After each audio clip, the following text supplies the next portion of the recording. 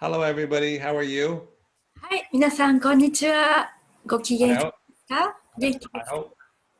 Sorry, I was just going to say, I hope that you enjoyed your lunch はい、ランチをエンジョイされたことを願っています。and that you did not eat too much rice because sometimes you eat too much rice, then you get sleepy, sleepy, bye bye. And the only person allowed to sleepy, sleepy, bye bye is me because it's sleepy, sleepy, bye bye time here. はい。で、ご飯とかあんまり食べ過ぎるとね、お米食べ過ぎると結構眠くなりますので、で、スリーピースリーピーバイバイになってしまうので、眠眠バイバイになってしまう。でも、眠眠バイバイが時間的に許されるのは私だけなのです。So just to review, what we talked about in this session was we started off with mindfulness and the three ways to practice mindfulness. The first was helping people to be able to stay in their bodies and to ground themselves and to scan their bodies. The second was to get them to pay attention to what's going on in the world and stay in the moment. And then the third was to observe their mind and observe their thoughts and observe the thoughts as if they were separate to themselves. はい、そしてちょっと先ほどのレビューをしてまいります。まずマインドフルネスの、重要な3つの実践ですね。まずの状態を観察するということで、その中でリラックスしてグラウンディングしていくということをしていきます。そしてまた自分の周りの世界で起こっていることを観察するということ。そしてさらに3つ目として自分自身の中でマインドで何が起こっているかというのをジャッジを入れずにオブザーブ、観察していくということです。Then we talked about Stoicism, and a large part of Stoicism is expecting and accepting reality for what it is. So recognizing the world is imperfect, right? Everything is temporary, and really acknowledging that it's okay. It's okay that the world is messed up sometimes. And once you get to that acceptance, it makes it a lot easier for you to deal with it. そしてストア派の哲学ですね。こちらも考え方として、まず現実を受け入れるということ。あと、完璧なものはない。世界は不完全で、あなたも周りの人も不完全であると。それから全ては一時的なものである。だから何か混乱しているとか大変な状況というのも、それは変化していくものであるということです。So again, a couple of the main things that you might want to do with your clients is help them to become aware of the difference between what is true and what they think. So get them to understand that just because they think something, that doesn't mean it's reality. And then second of all, get them focused on what that they can control as opposed to what they can't. If you can get your clients focused on the difference between their thinking and reality and the difference between what they can control and what they can't, you're doing a massive service for them.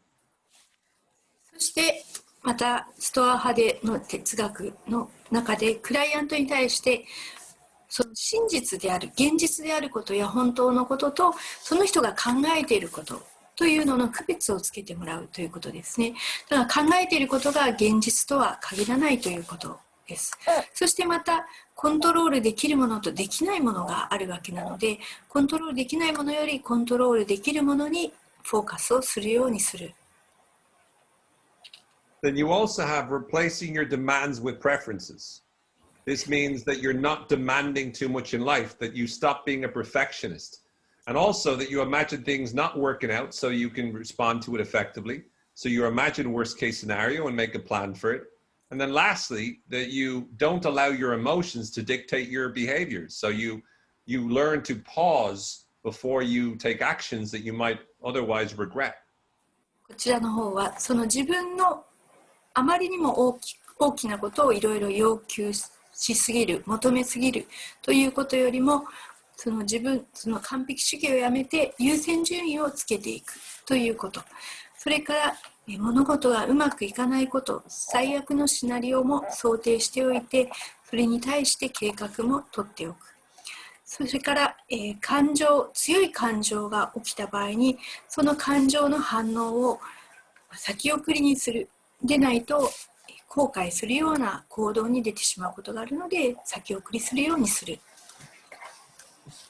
Then we talked about positive psychology, focusing on the positive things like gratitude and journaling, and meaning and kindness and self-esteem and strengths. そしてポジティブ心理学のお話もしました。感謝、記録、意味、思いやり、自尊心、強みといったことにも言及してきました。We also talked about the strengths, wisdom and knowledge, courage, humanity, all of these, getting the clients to focus on how they can, improve their wisdom and knowledge, their courage, their humanity. Because the more that they work on themselves and develop themselves positively, the happier overall they're going to be. で、強みというのも具体的に見ていきました。知恵と知識とか勇気、思いやり、正義感、節度、超越。で、それにフォーカスをしてもらう。で、どうやってそれを引き出して高めることができるかということを肯定的に実践していけばいくほど幸せを感じやすくなるということになります。So here's what I'm going to ask you to do as an exercise. そこでこれからやっていただきたいエクササイズです。I want you to get into groups of 3, and I want you to work together as a team and look at mindfulness, look at stoicism, and look at positive psychology. And I want you to ask yourself a question. Which kinds of problems would be useful for us to use any of these 3 approaches? In other words, I want you to think through how you could use mindfulness with what kind of people, with what kind of problems. How you could use stoicism with what kind of people, with what kind of problems. How could you use positive psychology with what kind of people, with what kind of problems. So let me give you an example. はい、で今からですね、3人グループで実習をまたしていただきます。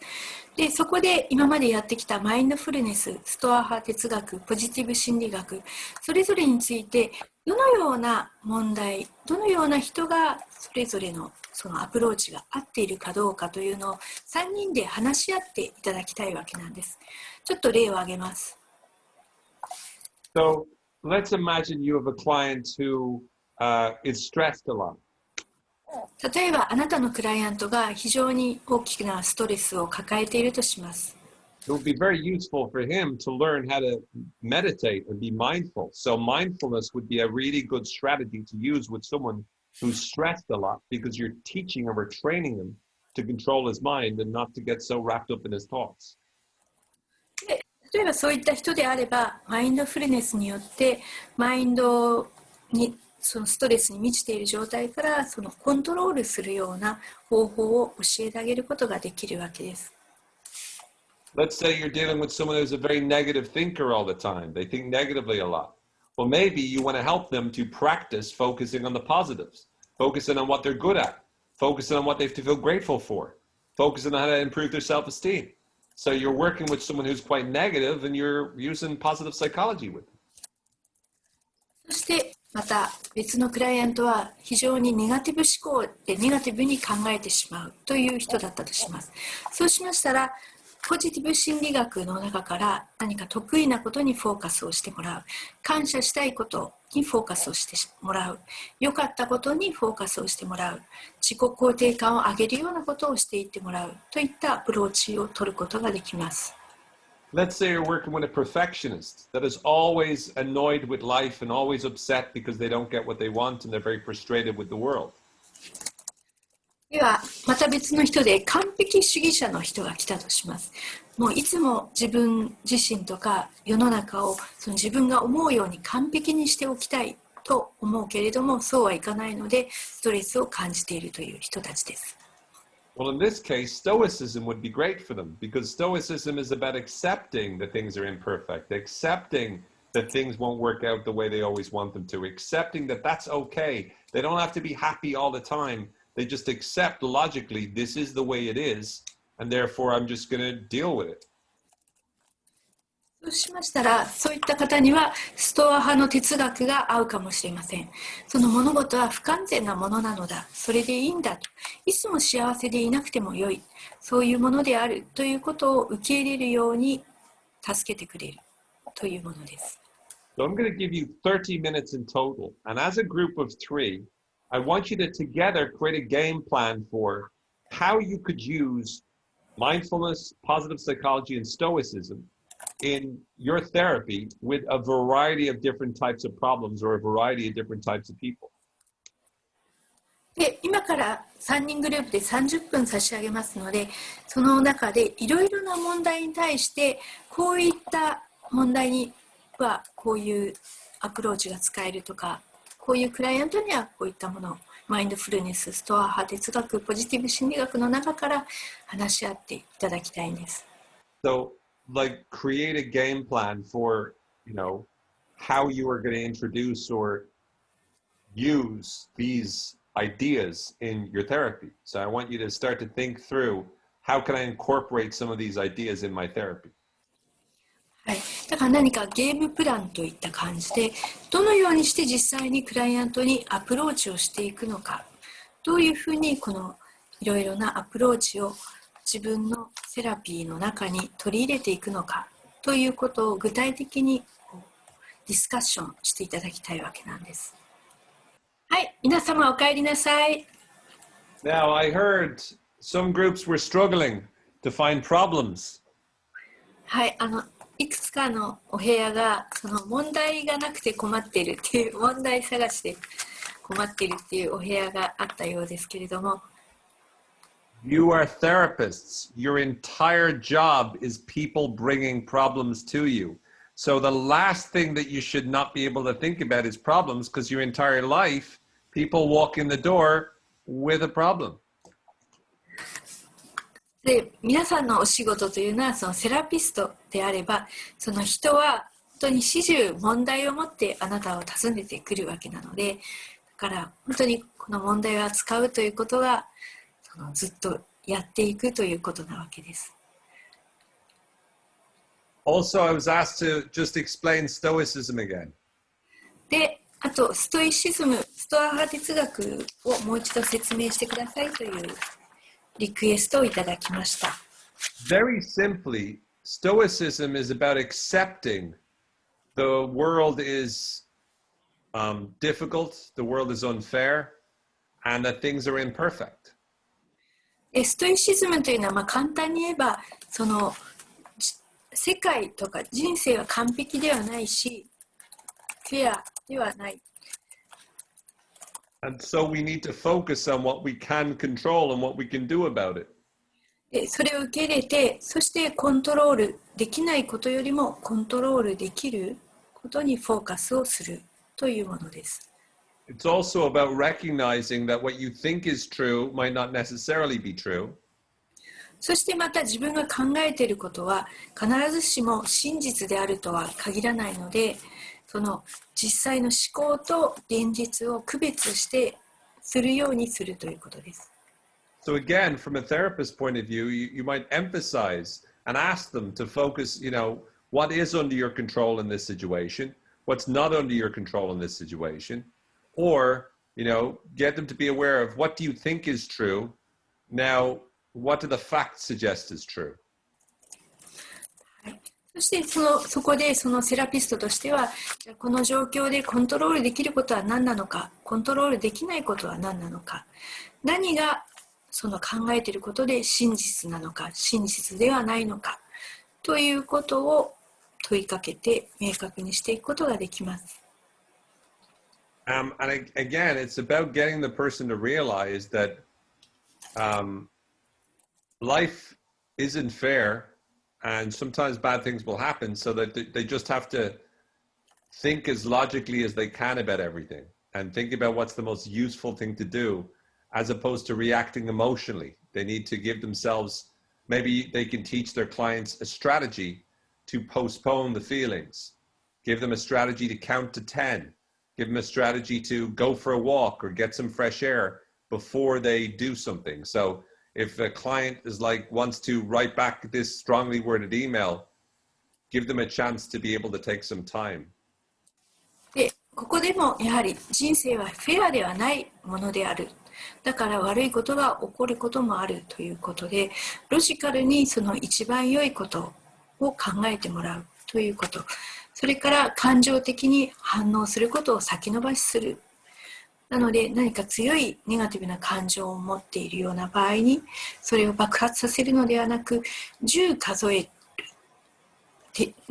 えることをするとか散歩に行くとか何かアクションを起こす前にそういったその時間を取るようにするということです。So with mindfulness, if you get your clients to practice mindfulness on a regular basis, they train themselves to stay more in the present, and therefore they train themselves to calm their mind down. So they're less likely to produce negative, stressful hormones. And as a result, when they think about the trauma, they won't trigger it as much.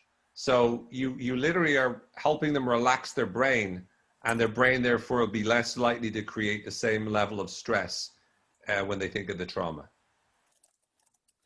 はい、先ほどまた別のグループからいただいたご質問でトラウマの状態にマインドフルネスは使えますかという質問でした。でこちらはやはりマインドフルネスによって現在にフォーカスをするようにしますので落ち着くことができてそしてネガティブなストレスホルモンを過去のことを思い出しては放出していたような状態からだんだん落ち着いてきてでトラウマの状態がトリガーされなくなってくるその引き起こされなくなってくる思い出されなくなってくるで脳がリラックスして現在にフォーカスができるようになってくるということになります。ですから、使えますね十分。Okay. Let us move on to the final section. セクションに行きましょう。Can you see the slides okay, Irina? はい、Yes. スライドよく見えますか、皆さん。So we've already covered three. We've covered the transformational based approaches. We've covered the present based approaches. And we also covered the solution based approaches. はい、で今まで3つのアプローチについてその Tips フレームワークの中からやってきました。変容ベースのアプローチ、解決ベースのアプローチ、そして現在ベースのアプローチ。And let's finally look at the insight-based approaches. そして最後にそのインサイトベース、洞察ベースのアプローチについてやってまいります。All right. So let's start talking about insight-based approaches. インサイトベースのアプローチについてお話を始めたいと思います。Once again, these are approaches that work based upon the idea that people can solve their own problems once they get a chance to think through them. 何かその問題が起きるときというのは、その人がそのことについて改めて考え直す、考え通すということをする機会であると言えます。When we talk about counseling, typically speaking, insight-based approaches are more like counseling than therapy. でこのインサイトベースのアプローチというのは、セラピーというよりも、よりカウンセリングよりのアプローチであると言えます。Speaking of which, the Rogerian person-centered approach is the first one of these. And this is named after Carl Rogers, who had this approach about letting the other person talk about their problems. And this approach is the main counseling approach that is used with people who are going through grief and suicide and, you know, those kind of things. まずはロジャースの人間中心アプローチ、クライアント中心のアプローチといったものですね。これはカール・ロジャースの名前から取られています。で、問題についてクライアントに話させることによって何かその悲しみとかあるいは自殺燃料みたいなそういった問題に対してもその傾聴していくということをしていきます。At a very simple level, this means that the therapist comes across congruent.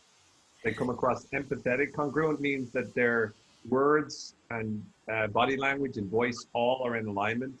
That they're empathetic, that the therapist really does do their best to understand the feelings of the client. And they have unconditional positive regard. In other words, they don't judge the client. They're open to whatever the client comes up with and whatever the client says. そしてカウンセラー、セラピストとしてはそこで一致しているということ。一致しているのはどういうことかというと、そのカウンセラー、セラピストが話す言葉とかボディーランゲージ、声のトーンとか、すべてがその人自身、セラピスト自身が一致した状態で相手に共感している状態であるということです。さらにはそのオープンな状態でそのジャッジをしない、無条件に肯定的に配慮するような状態でいるということです。So you just hold space for your client. In other words, you let your client do the work. You trust them to make the change. You listen to what they say and you reflect it back to them. So, they describe their feelings and you simply respond by showing that you're listening to them. And this is this approach. This approach tends to be good for clients who want to talk about their problems or talk about their feelings. And oftentimes the client can feel like they've got some good insight simply by being allowed to talk. そしてこれは何かそのクライアントに余地を与える、その相手のクライアントのことを信頼して、そしてその話させることで変化を起こすということが起こっています。で、その問題についてとか感情についてとにかく話をしたいというようなクライアントのお話を傾聴して、そしてそれを相手の言葉を返してあげたり、相手の話していることをそのまま返してあげたりということをするわけですね。There's a question, I think, in the chat. So congruent means counselor themselves. Yeah, the counselor makes sure that the counselor is saying things with their body language, their voice, their face, and it lines up with the words that they use. そうですね。カウンセラー、セラピスト自身で一致している。だから何かそのクライアントにアプローチをするときに、そのカウンセラー、セラピストの言葉、ボディーランゲージ、声のトーン、と表情とか、すべてが同じことを伝えるように一致して連動しているという意味です。The idea is from Rogerian person-centered approach is that the client will get insight about their experiences, change the meaning of what those experiences mean, and then think and act differently as a result. And as I mentioned already, this is particularly good with grief, relationships, and heartbreak. で、このアプローチはその自分の体験についてクライアントが洞察を得て、そしてそれに対してその意味を、体験に対する意味を変えていく。で、それによって今までとは違った行動が取れるようになるというものです。で、これらは、このアプローチは特にその悲嘆に暮れているそのグリーフケアの問題とか関係性とか失恋とか何か喪失感とかそういったことに適していると言えます。Next, we have Gestalt therapy. で、次がゲシュタルトセラピーです。This is based upon the premise that suggests that one of the main problems we have is that we feel we've unfinished business with certain challenges we have in our life. So relationships that didn't work out, we had so much we could have said to them, or people that have died, and we had so many things we wanted to say, but we didn't. And that is the source of a lot of the problems that we have in our mind. で、このゲシュタルトセラピーの元々の考え方というのは、何か問題が起きた時というのは、その人にとって未完了、未解決の問題があるということを意味していると考えます。で、例えば自分のその身内とか亡くなって、でもその相手に亡くなった家族とかに言いたかったことを言ってないっていうような状態がある。で、その時にその未解決の問題を扱っていくということになります。And in Gestalt therapy, they sometimes use the empty chair technique and having the conversation. So what would happen would be, let's say you were working with someone who felt that they never were good enough for their parents and their parents were dead. So what you would do is you would get the client to imagine the parents in the chair and have a conversation with them. Describe to the parents how they feel, imagine what the parents would say back, and by doing so, they get to finish the conversation so that they no longer feel this horrible guilt that they might have carried around with them for many years. ゲシュタルトセラピーでは時折使われるテクニックとしてエンプティチェアテクニックと呼ばれる想像の中で会話をしてもらうものがあります。例えば、親に対して自分は良い子供ではなかったと思っていて、もうすでに親は亡くなっている。その際にクライアントに椅子にその親が座っているところをイメージしてもらって何を感じているのかを伝え、相手からの反応を想像しながら会話をしてもらいます。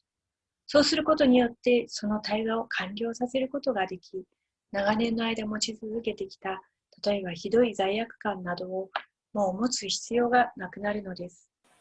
And we've got the way this works is that you trust that this conversation with the client that the client has with their imaginary parents or their imaginary relationship or their imaginary person will give them the insight that allows them to change. So this is particularly good with relationship problems and traumas from the past, and feelings of guilt about relationships with their family. で、ここではその想像の中での会話を信頼して、でその経験したことでその洞察を得ていくと。それによって今まで意味付けしていたものを変えていく。で、その結果、その人が違った行動が取れるようになるというものです。なので、これは特にその関係性の問題とか、トラウマ的なこととか、あと、家族に対する罪悪感などの感情に効果的であるとされています。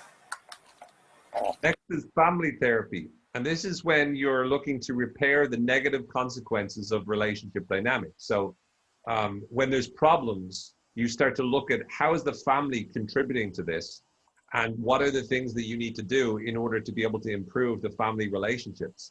So there's a number of family members techniques that are similar to Gestalt therapy, but get you to have the conversation. これは何かネガティブな結末というのがあった場合に、家族の関係がどう影響しているのかというのを見ていって、家族関係をどう変えていったらいいのかということで、家族のメンバーと会話をするわけなんですね。でそれで、さっきのゲシュタルトセラピーに似ていますけれども、実際に会話をしていくということがこの家族療法、ファミリーセラピーです。Now, the difference between Gestalt and family therapy is Gestalt gets you to have the imaginary conversations so that you can feel like you're able to finish saying what you want to say. So it's all about getting stuff off your chest and finishing the unfinished business. Whereas family therapy might be, you might imagine talking to your mother or father or brother or sister or husband or wife. You might imagine talking to them, but it's really instead, it's about you will put yourself in their shoes and try to understand how they look at you. So it's letting you step inside other people's minds so that you can find new insight about the dynamics of that relationship and therefore begin the healing process. ゲシュタルトセラピーとファミリーセラピーの違いとは、ゲシュタルトセラピーの場合は想像の中で会話をすることで自分が言いたかったことや思いの丈を伝えて未完了の課題を完了させるというものであるのに対して、ファミリーセラピーの方は想像の中であなたの母や父や兄弟、夫、妻などと会話をする際に相手の立場になって考える。これを英語で相手の靴を履くと言いますが、そうすることによって相手があなたのことをどのように見ているのか、相手のマインドの中に入って家族の関係性におけるダイナミクスについての洞察を発見してヒーリングのプロセスを体験できるというものです。And so before we go any further, I want to get you to do an exercise. で、これを先に進める前にちょっと皆さんにまた実習をしていただきたいと思います。It's going to be in groups of 3. 3人グループになっていただきます。10 minutes each. 1人10分ずつ。And what I want you to do is I want you to work on, so each time there'll be like a therapist and a client, and you're going to work on the person on some sort of relationship or some sort of issue they have with somebody. So it could be an ex partner. It could be somebody in their life that they're very angry with, that they want to say a few things to them. It could be someone who died that they never got a chance to have the final conversation. Or it could be, the dynamics in their family, someone in their family that they want to improve the relationship with. And so what I want you to do is either use the Gestalt therapy where you imagine the person and then you say what you want to say and you have an interaction with them in your mind, or you do the family therapy stuff so that you talk to whoever you want to improve the relationship with, then you imagine speaking back to you from their point of view, then you go back to yourself so that you try to understand what it's like from their perspective as well. で、今からやっていただくのは30分のエクササイズ、実習になります。で、1人ずつ10分ずつ、またクライアント役、セラピスト役、オブザーバー役というふうに回っていって、で、この中ではこのゲシュタルトセラピーかファミリーセラピーのどちらかを使って、例えば誰かとの抱えている問題とか、誰かとの関係性における問題とか、あと例えば前のパートナーとの問題とか、あるいは何か怒りを感じている相手のこととか、もう亡くなっているけれども言いたかったことを言えてなかった相手であるとか、関係性を改善したい相手、そういった一人のテーマを決めて、そしてゲシュタルトセラピーだったらその相手をイメージして、そして言いたかったことを言うということをします。ファミリーセラピーだったら、自分が言って、そして相手のポジションにもなって相手の気持ちを聞くということ。So, actual difference between, so both can be dead person. Yeah. Well, with the family therapy, the reason why you don't, they shouldn't be dead is because with the family therapy, you're trying to understand why they're feeling the way they're feeling so that you can improve the relationship. And that's not very useful if they're dead, because you can't improve the relationship with a dead person unless, you don't believe in burial and you just put a dead person on the kitchen table next to you. はい。で、だからもう亡くなっている相手とかはファミリーセラピーでは扱わないわけですね。だからファミリーセラピーの場合は本当に今実際に関わっている人とかとの関係性を改善して、相手の思いとか感情とか考えていることを理解して、そしてお互いの関係性を変えていくというものであるので、だからファミリーセラピーであんまりもうすでに亡くなっている人っていうのを扱うっていうのはそういう考え方もあるかもしれないですけれども、通常はその隣にキッチンで座ってるとかいうことは亡くなった人の場合はありえないので、その場合はそのゲシュタルトセラピーでその自分が言えてなかった思いの丈を相手に伝えて、そして相手の気持ちを受け取る、その未解決の問題を完結させるというのがゲシュタルトセラピーです。So Gestalt therapy is really about having an imaginary conversation to get the feeling out and to be able to create a nice resolution so that you can close that off and you no longer have to feel bad about it. Whereas family therapy is about stepping into other people's shoes, having imaginary conversations with them, and learning to look at things from their point of view so that you can get better insight as to the dynamics of the relationship, and therefore you can improve it as a result.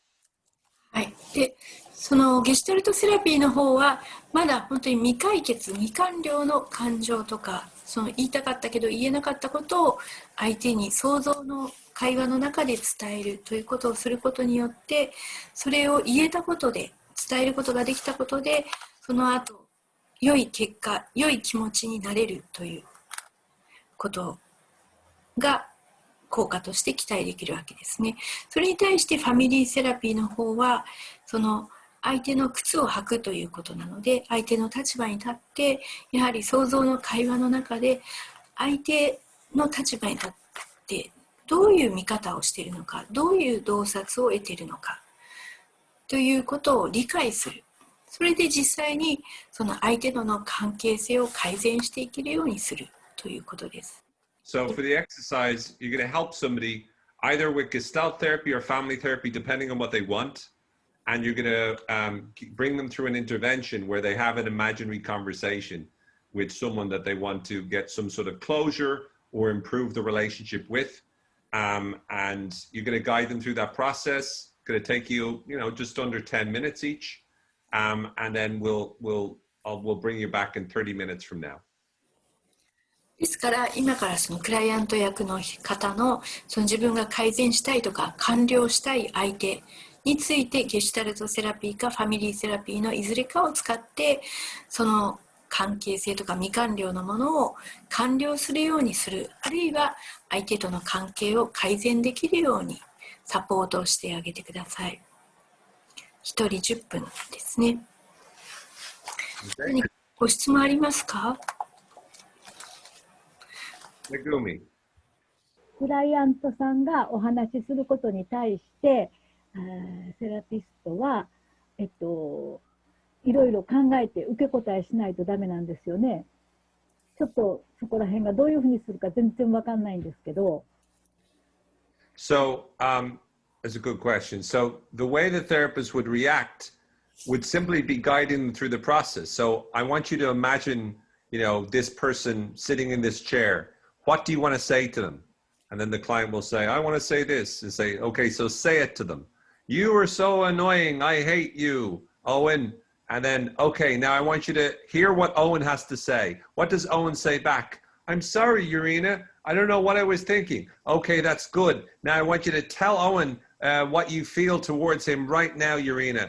Oh, I hate you, Owen. I hope you die a slow, painful, torturous death. Okay, Owen, now it's your turn. No,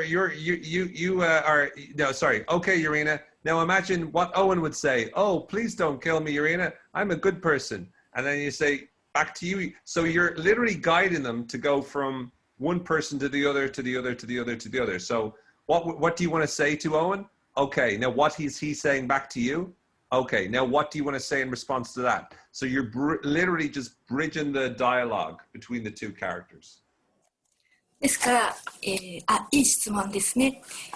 で、その実際のその会話を促すようにサポートするっていうことですね。例えば、じゃあユリナ、あなたオーエンに何て言いたい？いや、オーエン、あんたなんか大嫌いよ。死んでほしいわ。じゃあオーエンは何て言ってるって思う？オーエン、殺さないでくれって。いや、僕はいい人間なんだよ、ユリナって言ってると思います。じゃあそれに対して何て返したい？ユリナさん。いや、あなたなんか嫌いよ。もうダメ。とか、なんかそう意味わかります？ますますわかんなくなったかもしれない。わかりますかね？それに対して何て言いたいと思いますか？じゃあ何て返事してると思いますか？だから何て返事してると思いますかっていうのは想像なんですよね、そのご本人の。はい、それではエクササイズを始めてください。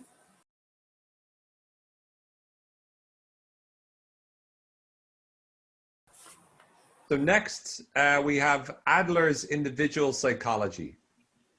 で、次がアドラーの個人心理学と呼ばれるものです。And a guy called Alfred Adler, he came after Freud and Jung, and he was one of the first people to talk about the importance of the thinking brain.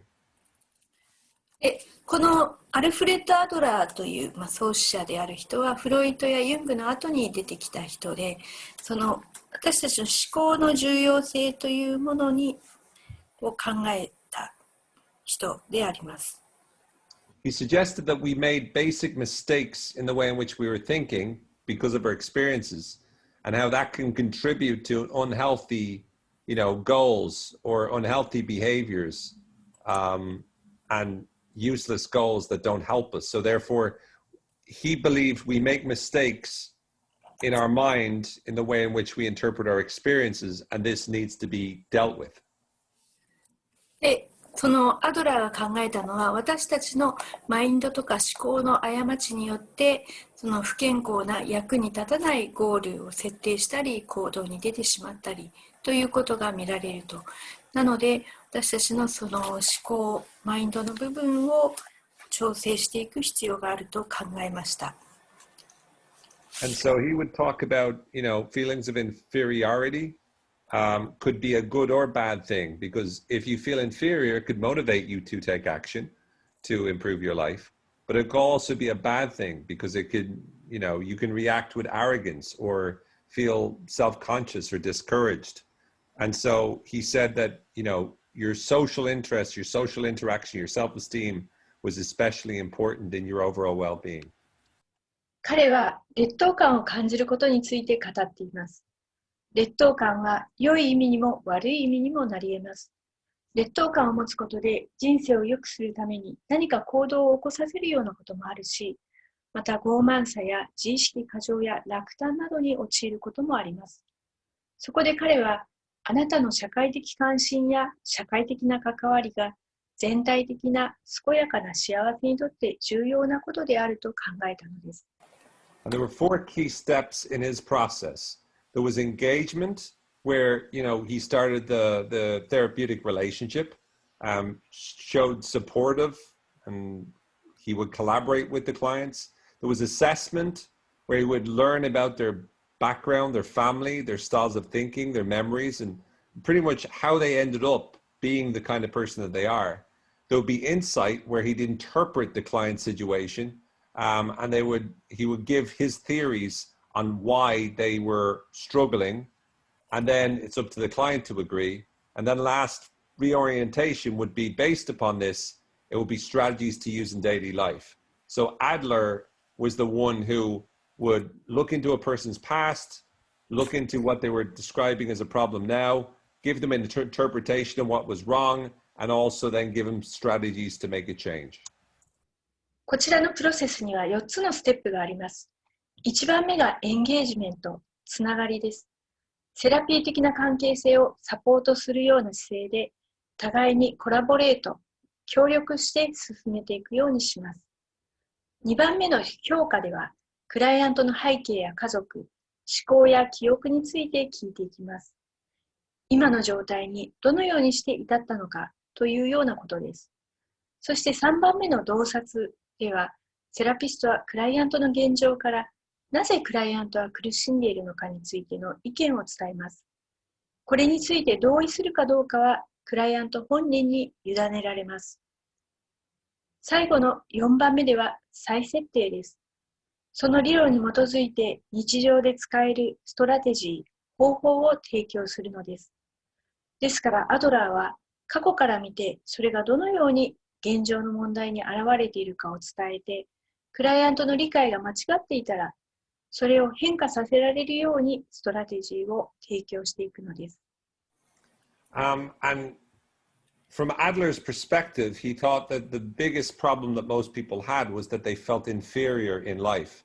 And by going through this 4-step process, he helped them overcome it by giving them insight and helping them to handle the problems with the strategies he gave them. So he said, look, this is your problem in my interpretation, and this is what you need to do.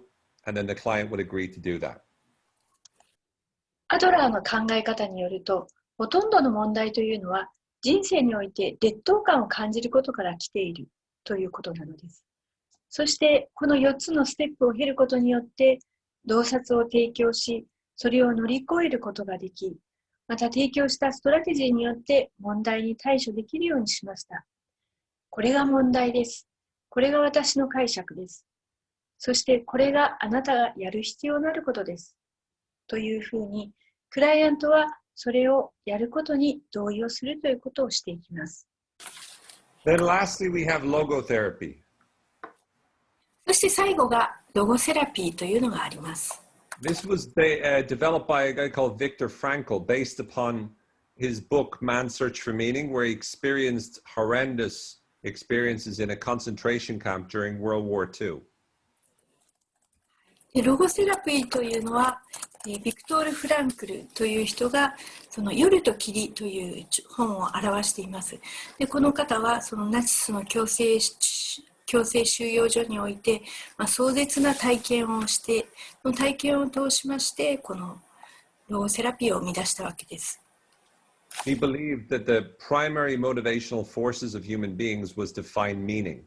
And he said that that's what all individuals need. And he said that life is meaning under all circumstances, even the worst ones, which he experienced. He wanted to help clients to find the meaning of life and to find meaning in their suffering. And he believed that we have freedom to be able to find meaning in what we do or what we experience, and how we experience adversity. And so for him, it was all about how do you help the client to find meaning. 彼は人間の最大の原動力とは人生の意味を見出すことにあると考えていました。それがすべての個の必要性である。人生はどんな状況であっても、それがフランクル自身が体験したような最悪なものであっても意味があると考えたのです。彼はクライアントの人生の意味を苦悩の意味によって明らかにすることによって、クライアントを助けることをしました。そして彼は私たちには自分がやることや体験すること、どのように苦難を体験したかについて、人生の意味を見出す自由があると言っていました。ですからフランクルはクライアントの人生の意味を見出すということをしたのです。And then there was a number of techniques that he used. で、ここではいくつかのテクニックがあります。You already know about Socratic dialogue. That's basically similar to the meta model. で、前にお話したようにソクラテスの対話というのがあります。これはメタモデルに似ている、NLP のメタモデルに似ているというお話をしました。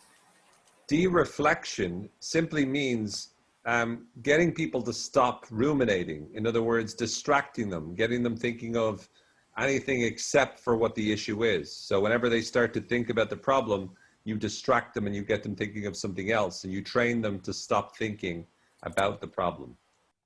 反省除去というのは単に人が問題ばかりを解明しようとして悩むことをやめさせようとすることです。ですから何か問題のことを考え出した途端にそれに介入して他のことを考えさせるようにするというものです。彼らが問題ばかりを考えることをやめるようにトレーニングするのです。And then paradoxical intention is a cool strategy that he used, and also I actually use, which involves helping the person to overcome a problem by getting them to try harder at the problem in the first place. Let me give you a few examples. 逆説的な意図というのはフランクルが使っていて、私も実際使っている効果的なストラテジー、方法です。相手が問題を乗り越えるために、最初にその問題をあえて意図的に起こすように頑張らせるというものです。これについて例を挙げていきます。So, for example, if I work with someone who stutters, I will get them to try to stutter more. If I work with someone who blushes, I'll try to get them to blush on purpose more. If I work with someone who has panic attacks, I'll try to get them to panic on purpose. If they've got insomnia, I'll try to get them to stay up. Because paradoxical intention works because whenever you resist something, sometimes it persists. But when you try it on purpose, oftentimes that takes the power out of it, and then the person is able to overcome their problem. で、この逆説的な意図というものですね。これはその何か抵抗をしていると、その抵抗している対象が逆にそこにパワーを与えてしまうということがありますよね。なので、それをあえてそれを逆にさせることによってその逆の力が働くようになるというものです。例えば喫音の人、どもってしまう人にあえてどもるように仕向けるとか、赤面してしまう人にあえて赤くなるようにするとか、パニック発作を起こす人があえてパニック発作を起こすようにするとか、不眠症の人がわざと寝ないようにするとか、そういったことによってその本来の力が生まれてくるというものです。He believed to help humans find meaning experiences, they need to embrace the suffering. They need to focus on what's going on in the world and find meaning in the events that they're experiencing. So just like Viktor Frankl did when he was in the concentration camp, they need to realize that by going through this experience, it's for the greater good, and it's actually doing some, you know, it's part of your life, and it's an important part of your life that you need to embrace. 彼は人が経験の中に人生の意味を見出すように助けていました。愛を持って苦悩を受け入れ、世の中で起こっていることにフォーカスしながら、自分が経験している出来事の意味を見出すようにするのです。それはまさにフランクル自身が強制収容所において実践していたことでした。彼が認識したことは、その体験を生き抜くということは、社会全体の利益にもなり、人生の重要な一部であり、愛を持って受け入れる必要があるということです。So finally, for a last exercise, just for about 10 minutes or so, I want you to get into groups of 2. And in those groups, I want you to discuss with the other person logotherapy and individual psychology, and just discuss how these might be used for the various problems that you work with as a therapist. So when might you use logotherapy? When might you use individual psychology? And how would that work? はい。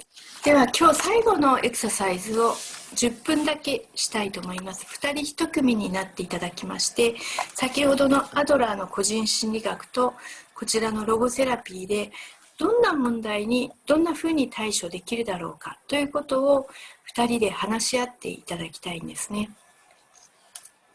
Okay? よろしいですか？ All right, just 10 minutes just to chat. I wanted to make sure the final exercise was easy. So it's just literally you talking to your partner in the group about logotherapy and individual psychology and where might it be useful. That's all I want you to do. はい。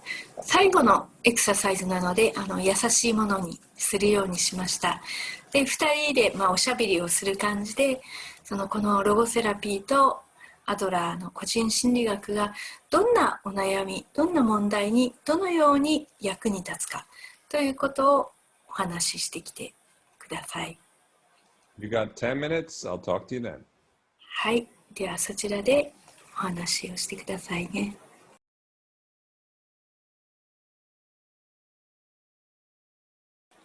It's not just letting them stutter, it's getting them to stutter on purpose.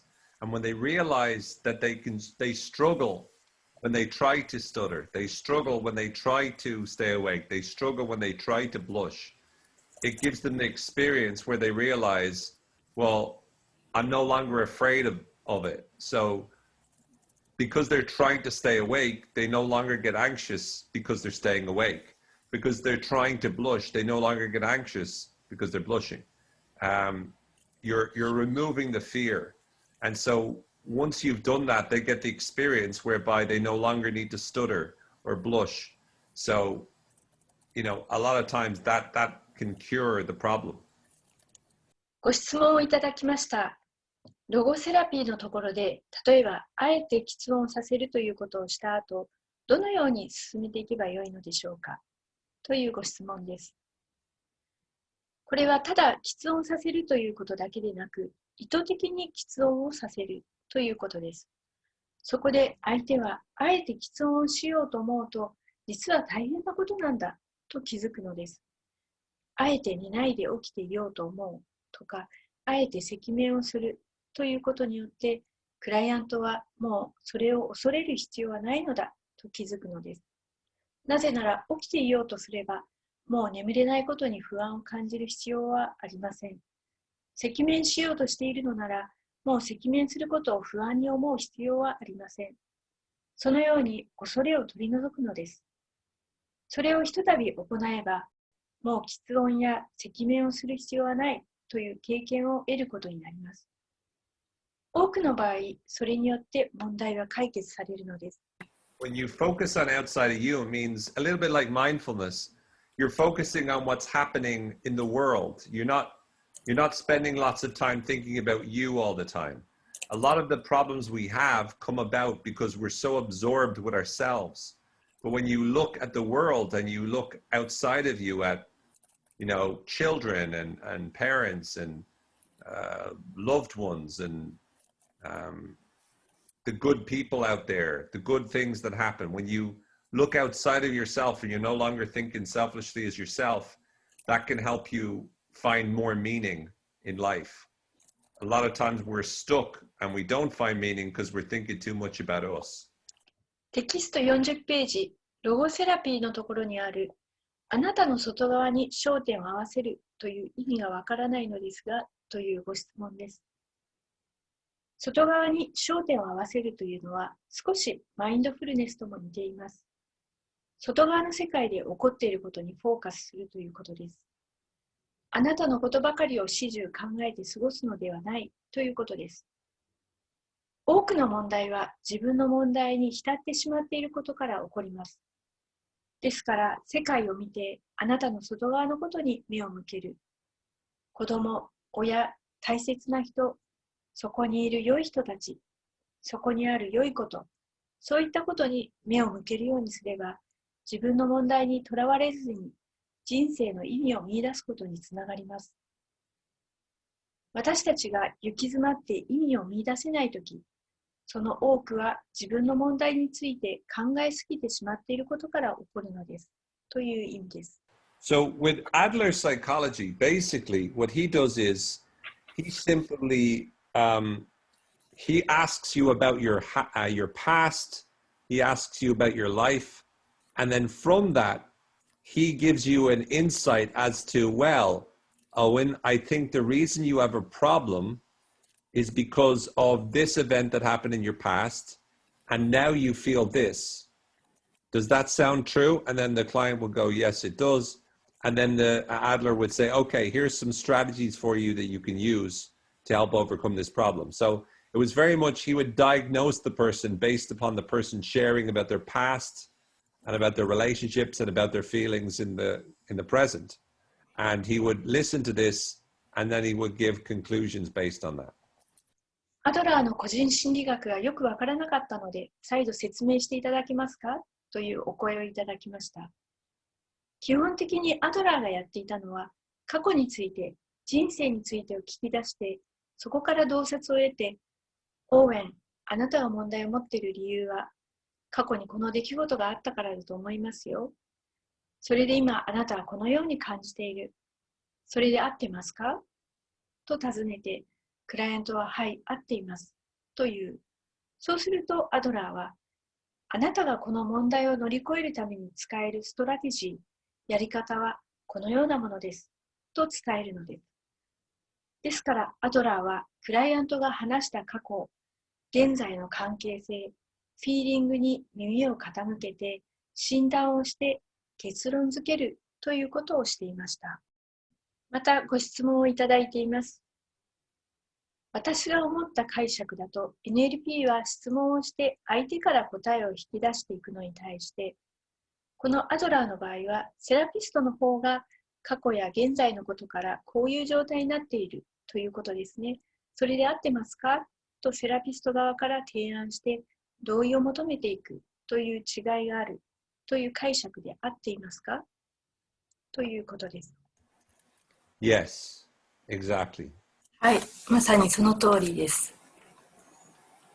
Remember, Adler came many years beforehand, and Adler came after Freud and Jung. And Freud and Jung both taught that they could interpret what the patient's problem was from their dreams, from their memories.